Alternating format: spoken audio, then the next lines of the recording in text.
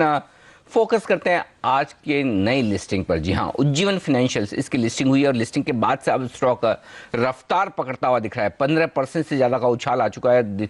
अब तक के उच्चतम स्तरों के आसपास ट्रेड कर रहा है, जो कि 243 के इस वक्त आपकी स्क्रीन पर नजर आएंगे। लिस्टिंग के बाद बात करते हैं। हमारे साथ कंपनी की CFO सुधा सुरेश कार्यक्रम में शामिल हो रही है। Sudha ji, good morning. Congratulations आपको, अच्छी लिस्टिंग पर बहुत बहुत बधाई।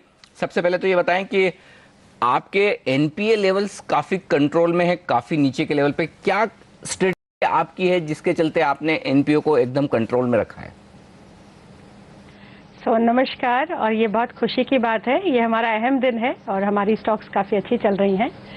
आपका जो प्रश्न है कि हमारी एनपीएस क्यों कम है, इसका ये मुख्य कारण एक है कि ये जो माइक्रो फाइनेंस की ग्रुप लेंडिंग मॉडल जो है, वो मॉडल जो हम लोग ग्रुप्स बनाते हैं महिलाओं का, तो ये महिलाएं जो ग्रुप्स बनाती हैं उसके लिए काफ़ी कंडीशंस होती हैं। हमारी केवाईसी नॉर्म्स बहुत स्ट्रिक्ट हैं, लेकिन ये मॉडल ही कुछ ऐसा है जो बिल्कुल विश्वास पे चलता है, जहां लोगों का ट्रैक रिकॉर्ड है कि वो एक दूसरे के साथ रहे हैं 4-5 साल का, माने उसी एरिया में, लोकेलिटी में रहना, एक दूसरे से जान पहचान।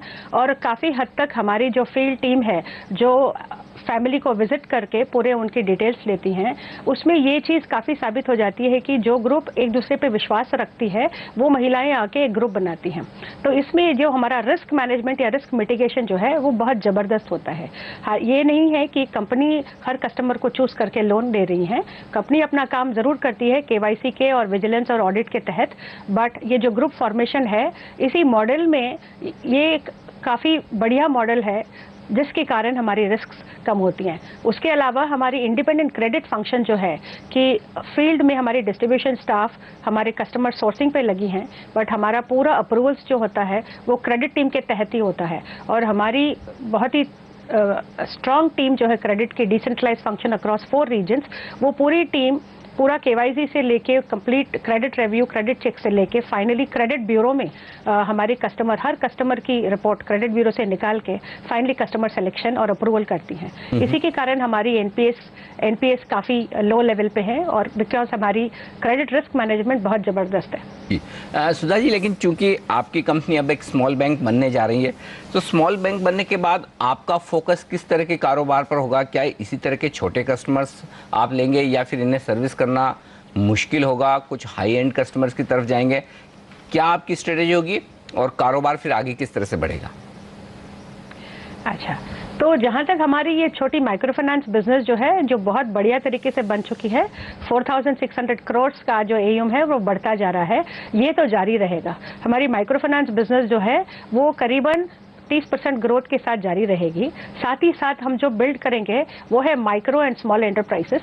तो ये जो लघु उद्योग के एंटरप्रेन्योर्स हैं, वहाँ पर हमारी फोकस, हमारी दिशा और हमारी ग्रोथ का जो फंडा है वहीं पर रहेगा।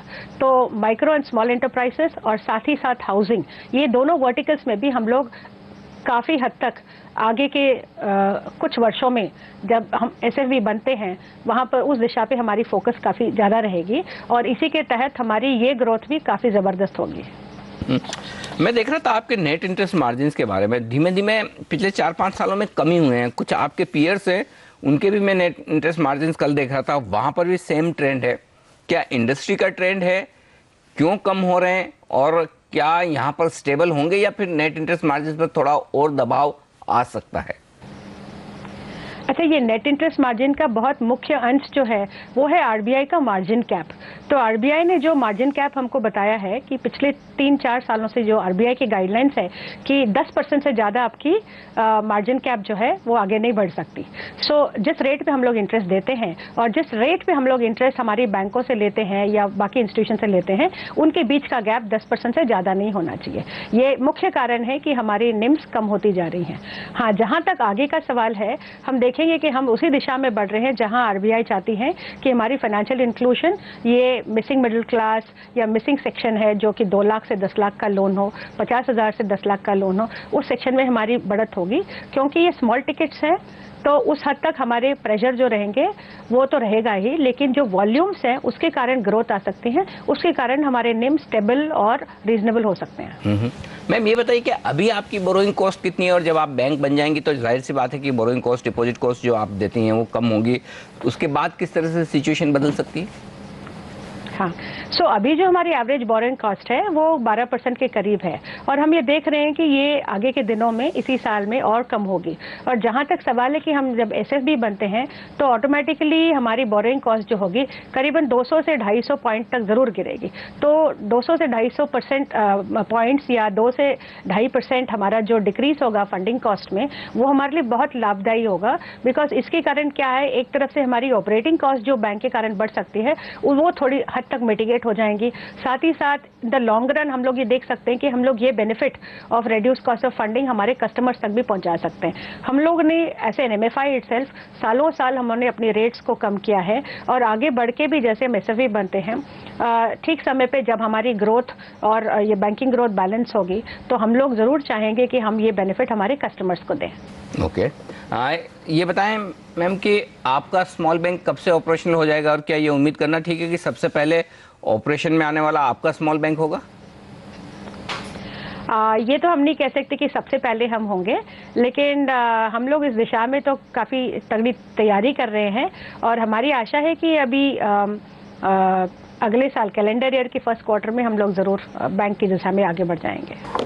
ओके, बहुत बहुत शुक्रिया मैम आपका हमारे लिए वक्त निकालने के लिए, और इस शानदार लिस्टिंग पर आपको एक बार फिर से बहुत बहुत बधाई। उज्जीवन का स्टॉक 16% के मुनाफे के साथ दिन के उच्चतम स्तर पर पहुंचता हुआ लिस्टिंग के बाद से लगातार खरीदारी निचले स्तरों से आती नजर आ रही है। इस वक्त लेंगे एक छोटा सा ब्रेक, और ब्रेक के बाद फोकस वायदा कारोबार पर। हमारे एक्सपर्ट्स हमारे साथ हैं और लेंगे उनसे वायदा कारोबार की टॉप ट्रेडिंग पिक्स और साथ ही दर्शकों के सवाल इस ब्रेक के बाद।